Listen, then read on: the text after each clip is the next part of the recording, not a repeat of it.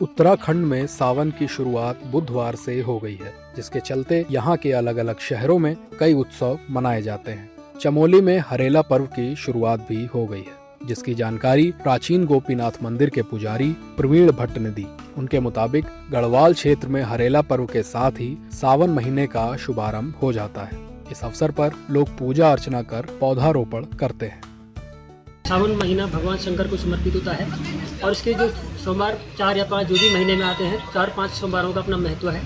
लोग जो है सावन के महीने अपने धर्म और नियम पर रह करके भगवान शंकर को जल अर्पित करके अपनी मनोकामना सिद्ध करते हैं। और सबसे बड़ी बात यह है कि सावन के महीने के साथ साथ संक्रांति से हरेला पर्व का भी शुभारंभ होता है और लोग जो है सभी अपने अपने गाँव स्तर पर चाहे शहर स्तर पर हो, सभी लोग अपना बढ़ चढ़ करके वृक्षारोपण करते हैं और पर्यावरण को भी शुद्ध रखने का संकल्प लेते हैं।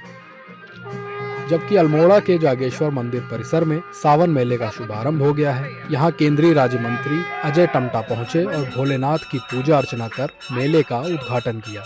ये मेला 16 अगस्त तक चलेगा। जागेश्वर धाम ही एकमात्र ऐसा धाम है जहाँ से लिंग के रूप में देवों के देव महादेव की पूजा की परंपरा शुरू हुई थी। यहाँ पर 125 छोटे बड़े मंदिरों का समूह भी मौजूद है। यहाँ हर साल बड़ी संख्या में श्रद्धालु पहुँचते हैं। मंदिर में आए केंद्रीय राज्य मंत्री अजय टमटा ने हरेला पर्व पर पौधारोपण किया।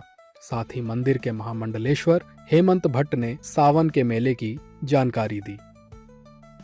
आज जागेश्वर के इस पवित्र धाम में जो भगवान जागेश्वर के धाम के रूप में श्रावणी मेले का उद्घाटन हर वर्ष की भांति हो रहा है।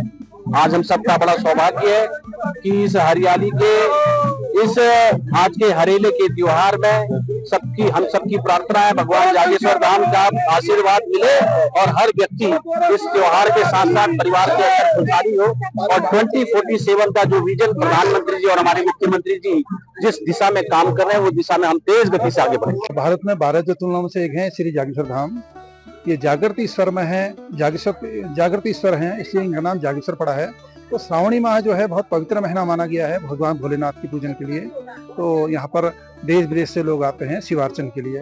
तो शिवार्चन अलग अलग उसकी पद्धति है।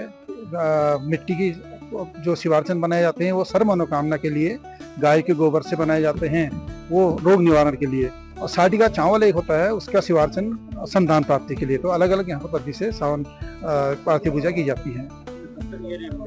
ये 1 माह का मेला लगता है। तो देश विदेश से यहाँ पर लोग आते हैं, हजारों संख्या में यहाँ पर भीड़ रहती है। 1 महीने का मेला लगता है। बहरहाल दोनों ही शहरों में सावन की शुरुआत के साथ भारी संख्या में श्रद्धालुओं की भीड़ पहुंच रही है। उत्तराखंड में सौर मास के चलते 16 जुलाई से सावन की शुरुआत हुई है।